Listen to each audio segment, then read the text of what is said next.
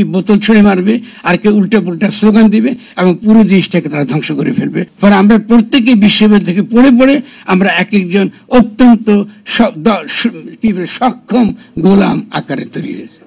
কারণ হিস্ট্রি আমরা পড়তে জানি না, নিজের ইতিহাস আমি পড়তে জানি না। ফলে সেখান থেকে যদি আজকে এই ঢাকা বিশ্ববিদ্যালয় থেকে এই অভ্যুত্থান ঘটে থাকে, স্ফুরণ ঘটে থাকে, কারা করেছেন, কি করেছেন, কে মাস্টারমাইন্ড কে মাস্টারমাইন্ড না, এগুলো তুচ্ছ তর্ক। কারণ এইটা বলার মাধ্যমে আমাদের ডক্টর ইউনূস একটা মারাত্মক ক্ষতি করেছেন। সকলের ক্ষতিটা কি করেছেন? কারণ এজেন্সি, এখানে যে রুহানি কর্তা যে ছিল সেটা ছিল জনগণ। এটা সামষ্টিক শক্তি, পাওয়ারফুল। এই সামষ্টিক শক্তি যখন হাজির হয়ে গিয়েছিল তখন স্বভাবতই এই ফ্যাসিস্ট শক্তি তার সামনে দাঁড়াতে পারে নাই। ফলে কোনো ব্যক্তি এই অভ্যুত্থান করে না, কোনো ব্যক্তি অভ্যুত্থান করে না। এটা ওই দীর্ঘ লড়াই সংগ্রাম থেকে 1857, 1947, তারপরে 1971 এবং তার সঙ্গে 2024, এই দীর্ঘ লড়াইয়ের মধ্য দিয়ে এই লড়াইটা হয়েছে।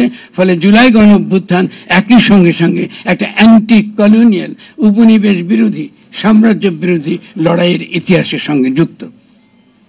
যতক্ষণ পর্যন্ত এই তরুণরা এই ব্যাপারটা বুঝতে না পারছে এবং এর পক্ষে সঠিক বয়ান তারা হাজির না করছে, তখন তারা এরকম পরস্পরের মধ্যে ঝগড়া করবে, কেউ গিয়ে কি বোতল ছুঁড়ে মারবে, আর কেউ উল্টা পুল্টা স্লোগান দিবে এবং পুরো জিনিসটাকে তারা ধ্বংস করে ফেলবে।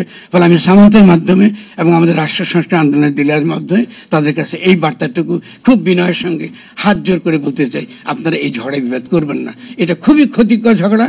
আপনারা দয়া করে, গণ অভ্যুত্থান আমরা করেছি গণ সার্বভৌমত্ব প্রতিষ্ঠার জন্য, জনগণের ক্ষমতা কায়েম করা এবং সকল ফ্যাসিস্ট শক্তির বিভিন্ন প্রতিষ্ঠান আমরা এটাকে ধ্বংস করার জন্য, উৎখাত করার জন্য আমরা এই লড়াই করেছি। আপনারা কিন্তু 5ই অগস্ট এটা পারেন নাই। তরুণরা আপনারা কি করেছেন? 8 তারিখে গিয়ে আপনারা শেখ হাসিনার যে ফ্যাসিস্ট সংবিধান তার অধীনে আপনারা এই অভ্যুত্থানকে ঢুকে দিয়েছেন। কারণ হিস্ট্রি পড়েন নাই, ইতিহাস আপনারা পড়েন নাই। তরুণ বললে যে আপনারা খুব মহা কিছু আপনাদেরকে পূজা করা শুরু করবো, এটা ভাববেন না।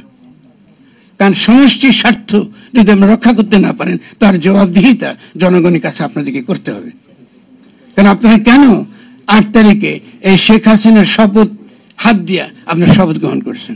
এটা করতে দিলেন কেন? তাহলে আমরা তারপরে বলছি, আমরা মনে করি যে আপনাদের যে প্রথম যে দাবি, সেই দাবি আপনারা থাকবেন। দাবি খুব সিম্পল, যে আমরা এই শেখ হাসিনার যে সংবিধান এটা বাতিল চাই, আমরা নতুন গঠনতন্ত্র চাই, সংবিধান না। আইন দিয়ে জনগণকে শাসন করা হয়। কলোনিয়ালরা বলে কনস্টিটিউশন বাংলা করে সংবিধান, যাতে আপনাকে একটা আইনের দ্বারা, যে ভাই জানে উনি আইনজীবী মানুষ, এই আইনের দ্বারা এই শাসন করতে পারে আপনাকে। আর গঠনতন্ত্র মানে আমি একটা জনগোষ্ঠী হিসাবে, নতুন পলিটিক্যাল জনগোষ্ঠী হিসাবে আমার ইতিহাস, আমার সংস্কৃতি, আমার ভাষা, সমস্ত কিছুর যে আলোকে আমি নতুনভাবে একটা জনগোষ্ঠী, পলিটিক্যাল কমিউনিটি আকারে আমি গঠিত হব।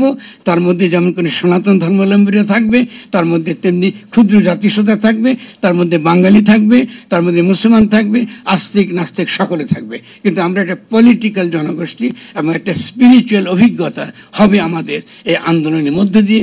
হিস্ট্রি আমাদেরকে সেই অভিজ্ঞতা দেবে, ইতিহাস আমাদের লড়াই সংগ্রাম, আমাদের এই যে একসঙ্গে লড়ে এই আমাদের রক্ত মিশে গেছে, রক্ত মিশে গেছে এই লড়াইয়ের মধ্যে, এই রক্তের ঐক্যটা আমাদেরকে যে কোনো ভিত্তিতে আমাদেরকে ধরে রাখতে হবে। এটা হচ্ছে যে আমার দিক থেকে আমি এই কোরআনকে যদি আমি পড়ি, সেখান থেকে আমি এভাবে বুঝি। আমি কিছু যেহেতু একটা প্রাসঙ্গিক থাকতে চাই, সেখানে আমি একটা জিনিস বলতে চাই, এটার সঙ্গে খেয়াল করুন যে এই যে প্রজাতিগত ঐক্য, প্রজাতিগত সত্তার সামষ্টিক উপলব্ধি, যার উপর ইসলাম অত্যন্ত গুরুত্ব দেয়। আমরা একটা স্পেসিস এবং আমরা স্পেসিস একই আদম, একই হাওয়া থেকে আমরা সকলের উৎপত্তি।